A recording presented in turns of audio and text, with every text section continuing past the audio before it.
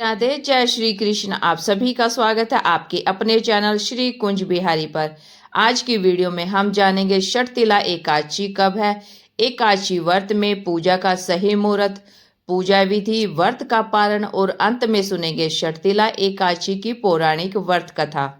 अगर वीडियो अच्छी लगे तो वीडियो को लाइक करें, शेयर करें और चैनल को सब्सक्राइब करके बेल आइकन जरूर दबा लें ताकि आने वाली हर बेहतरीन वीडियो आप तक पहुंच सके। वैदिक पंचांग के अनुसार माघ मास में आने वाली एकादशी का नाम षटतिला एकादशी होता है। षटतिला एकादशी पर भगवान विष्णु की तिल से पूजा की जाती है, मतलब इस दिन तिल का भोग लगाने का विधान है। धार्मिक मान्यता के अनुसार षटतिला एकादशी व्रत करने से साधक को सभी पापों से मुक्ति मिलती है और सुख समृद्धि में वृद्धि होती है। इस दिन किए गए दान पुण्य का भी व्यक्ति को दोगुना लाभ मिलता है। इस बार षटतिला एकादशी पर बहुत ही शुभ योग बन रहे हैं, जिससे इस दिन का महत्व और भी बढ़ गया है। आइए जानते हैं तिथि और पूजा का शुभ मुहूर्त। माघ माह के कृष्ण पक्ष की एकादशी तिथि का आरंभ 13 जनवरी 2026 को दोपहर 3:16 पर होगा। एकादशी तिथि का अंत 14 जनवरी को शाम 5:53 पर होगा। ऐसे में उदा तिथि को आधार मानते हुए षटतिला एकादशी का व्रत 14 जनवरी को किया जाएगा। षटतिला एकादशी शुभ मुहूर्त। षटतिला एकादशी के दिन ब्रह्म मुहूर्त 5:28 AM से 6:22 AM तक है। इस समय में आप स्नान आदि से निवृत्त होकर षटतिला एकादशी व्रत और विष्णु पूजा का संकल्प ले सकते हैं। षटतिला एकादशी पर शुभ योग। इस दिन एकादशी पर सर्वार्थ सिद्ध और अमृत सिद्ध योग बन रहे हैं। इन योगों में पूजा करने से दोगुना फल प्राप्त होता है।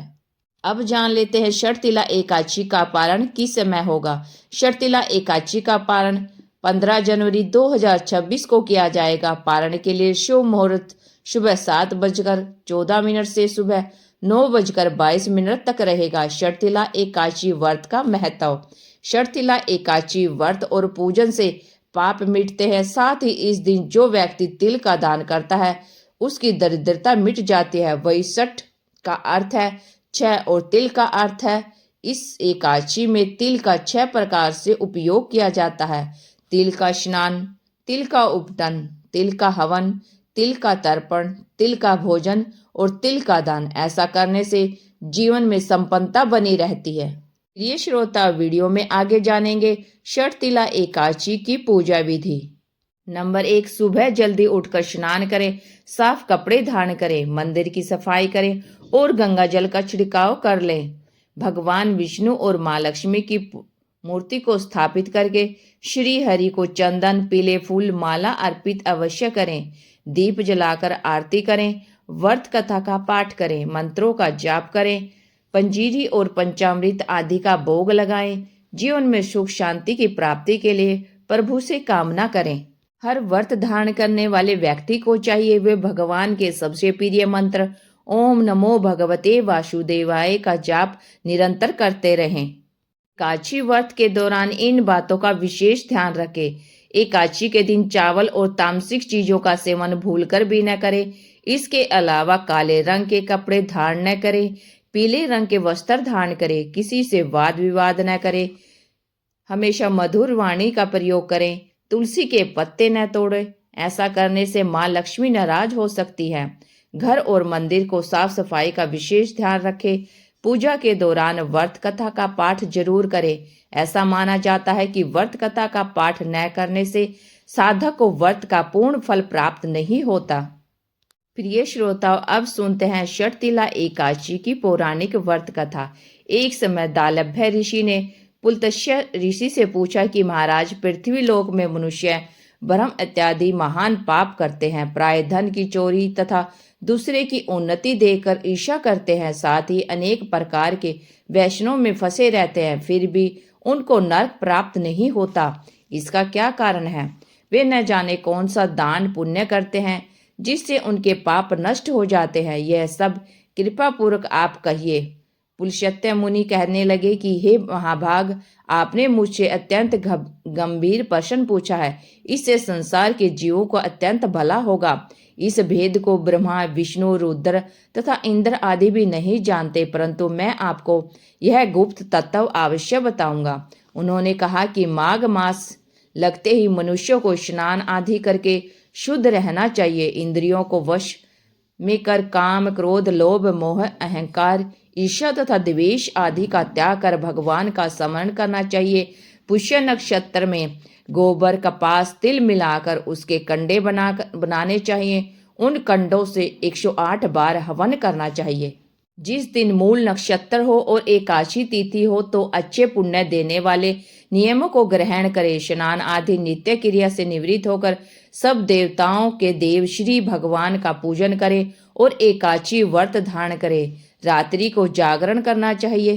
के दूसरे दिन धूप, दीप, नैवेद्य आदि से भगवान का पूजन करके खिचड़ी का भोग लगाएं। तत्पश्चात पेठा, नारियल, सीताफल या सुपारी का अर्घ देकर स्तुति करनी चाहिए।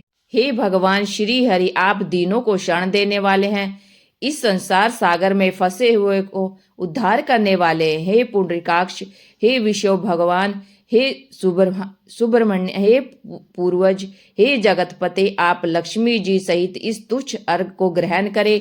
इसके पश्चात जल से भरा कुंभ घड़ा ब्राह्मण को दान करे तथा ब्राह्मण को श्यामा गो और तिल पात्र देना भी उत्तम है। तिल स्नान और भोजन दोनों ही श्रेष्ठ हैं। इस प्रकार जो मनुष्य जितने तिल का दान करता है उतने ही 1000 वर्ष स्वर्ग में वास करता है। तिल का स्नान, तिल का उबटन, तिल का हवन, तिल का तर्पण, तिल का भोजन और तिलों का दान, ये तिल के 6 प्रकार हैं। इसके प्रयोग के कारण यह षट तिला एकादशी कहलाती है।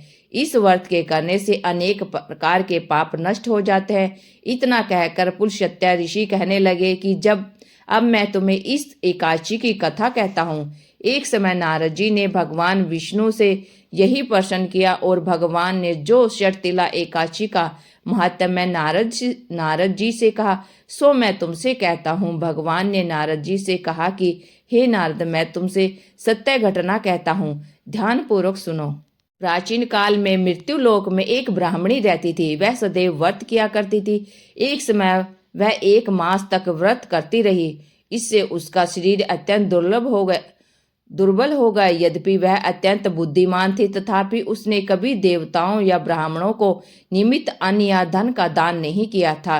इससे मैंने सोचा कि ब्राह्मणी ने व्रत आदि से अपना शरीर शुद्ध कर लिया है, अब इसे विष्णु लोक तो मिल ही जाएगा, परंतु उसने कभी अन्न का दान नहीं किया। इससे उसकी तृप्ति होना कठिन है। भगवान ने कहा, ऐसा सोचकर मैं भिखारी के वेश में मृत्युलोक में उस ब्राह्मणी के पास गया और उसे भिक्षा मांगी। वह ब्राह्मणी बोली, महाराज किस लिए आए हो? मैंने कहा, मुझे भिक्षा चाहिए। इस पर उसने एक मिट्टी का डला मेरे भिक्षा पात्र में डाल दिया। मैं उसे लेकर स्वर्ग को लौट आया। कुछ समय बाद ब्राह्मणी भी शरीर त्याग कर स्वर्ग में आ गई। वह ब्राह्मणी को मिट्टी का दान करने से स्वर्ग में सुंदर महल मिला, परंतु उसने अपने घर को अन्न आदि सब सामग्री से शून्य पाया। घबराकर वह मेरे पास आई और कहने लगी कि भगवान, मैंने अनेक व्रत आदि से आपकी पूजा की, परंतु फिर भी मेरा घर अन्न आदि सब वस्तुओं से शून्य है। इसका क्या कारण है? इस पर मैंने कहा, पहले तुम अपने घर जाओ, देव स्त्रियां आएंगी तुम्हें देखने के लिए। पहले उनसे षट तिला एकादशी का पुण्य और विधि सुन लो, तब द्वार खोलना। मेरे ऐसे वचन सुनकर वह अपने घर गई। जब देव स्त्रियां आई और द्वार खोलने को कहा तो ब्राह्मणी बोली, मुझे देखने आई है तो षट तिला एकादशी का महत्व मुझसे कहें। उनमें से एक देव स्त्री कहने लगी कि मैं कहती हूँ। जब ब्राह्मणी ने षट तिला एकादशी का महत्व सुना तब द्वार खोल दिया। देवांगनाओं ने उसको देखा कि न तो वह गंधर्वी है और न ही आसुरी है, वरन पहले जैसी मानुषी है। उस ब्राह्मणी ने उसके कथा अनुसार षट तिला एकादशी का व्रत किया। उसके प्रभाव से वह सुंदर और रूपवती हो गई तथा उसका घर अन्न आदि समस्त सामग्रियों से युक्त हो गया। अतः मनुष्यों को मूर्खता त्याग कर षट तिला एकादशी का व्रत और लोभ न करके तिल आदि का दान करना चाहिए। इससे दुर्भाग्य, दरिद्रता तथा अनेक प्रकार के कष्ट दूर होकर मोक्ष की प्राप्ति होती है। तिला एकादशी का व्रत बहुत ही पुण्य देने वाला है। एकादशी व्रत रखने वाले व्यक्ति को कथा अवश्य सुननी चाहिए ताकि व्रत का संपूर्ण लाभ मिल सके। अब सुनेंगे सभी एकादशी में एकादशी का व्रत महत्वपूर्ण स्थान रखता है। प्रत्येक वर्ष 24 एकादशियां होती हैं। जब अधिक मास या मल मास आता है तब उनकी संख्या बढ़कर 26 हो जाते हैं। यहाँ हम 26 एकादशियों के नामों का वर्णन के साथ ही उनकी जानकारी भी दे रहे हैं।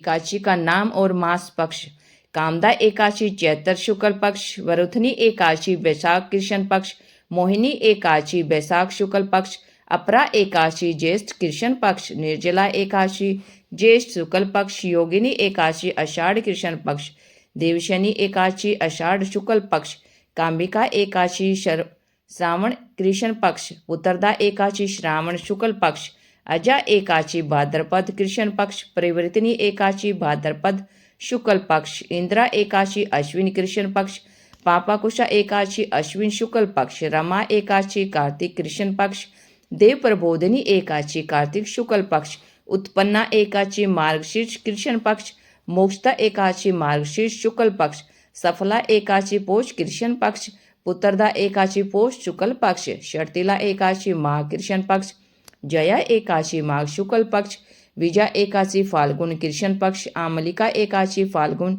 शुक्ल पक्ष, पापमोचनी एकादशी चैत्र कृष्ण पक्ष, पद्मिनी एकादशी अधिक मास शुक्ल पक्ष, परमा एकादशी अधिक मास कृष्ण पक्ष। प्रिय श्रोताओं, जो व्यक्ति एकादशी का व्रत नहीं कर सकता वो एकादशी के सभी नामों को सुने पढ़े। एकादशी के नाम सुनने मात्र से भी व्रत के सभी लाभ मिल जाते हैं और व्यक्ति को भौतिक और आध्यात्मिक दोनों प्रकार के फल प्राप्त होते हैं, जिससे वह जीवन के दुखों से मुक्त होकर मोक्ष की ओर बढ़ता है, क्योंकि एकादशी के सभी नाम भगवान विष्णु को बहुत ही प्रिय हैं। हम सब एकादशी व्रत तो रखते हैं, लेकिन एकादशी व्रत की सही विधि नहीं जानते। तो आज जानेंगे एकादशी व्रत रखने की सही विधि। एकादशी व्रत करने की इच्छा रखने वाले मनुष्य को दशमी के दिन से कुछ अनिवार्य नियमों का पालन करना पड़ेगा। इस दिन मांस, प्याज, मसूर की दाल आदि का निषेध वस्तुओं का सेवन नहीं करना चाहिए। रात्रि को पूर्ण ब्रह्मचर्य का पालन करना चाहिए तथा भोग विलास से दूर रहना चाहिए। एकादशी के दिन प्रातः लकड़ी की दातुन न करें। नीम, जामुन या आम के पत्ते लेकर चबा लें और उंगली से कंठ साफ कर लें।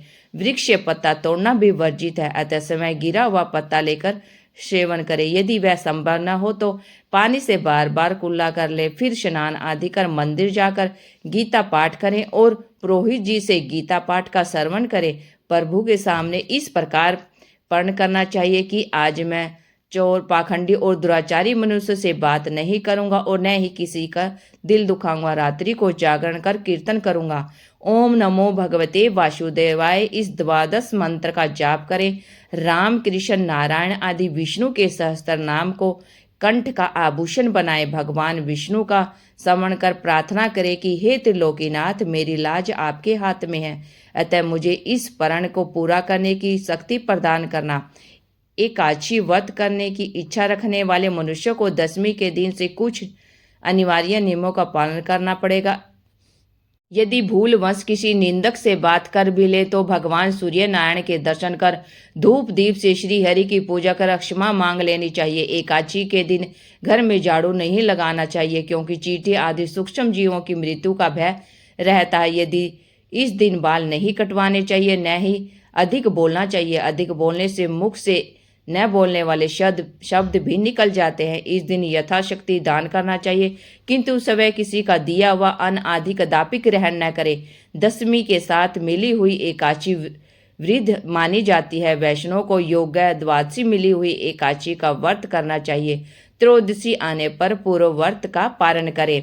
फलहारी को गाजर, सलगम, गोभी, पालक, कुल्फा का साग इत्यादि का सेवन नहीं करना चाहिए। केला, आम, अंगूर, बादाम, पिस्ता आदि अमृत फलों का सेवन ही करना चाहिए।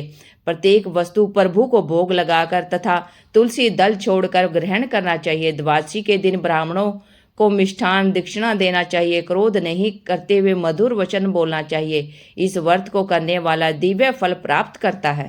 एकादशी व्रत बहुत ही पुण्य देने वाला है क्योंकि यह व्रत भगवान विष्णु को अति प्रिय है। एकादशी व्रत करने वाले व्यक्ति को कभी भी नरक नहीं जाना पड़ता। उसके घर लक्ष्मी का वास होता है और दरिद्रता घर के बाहर रहती है।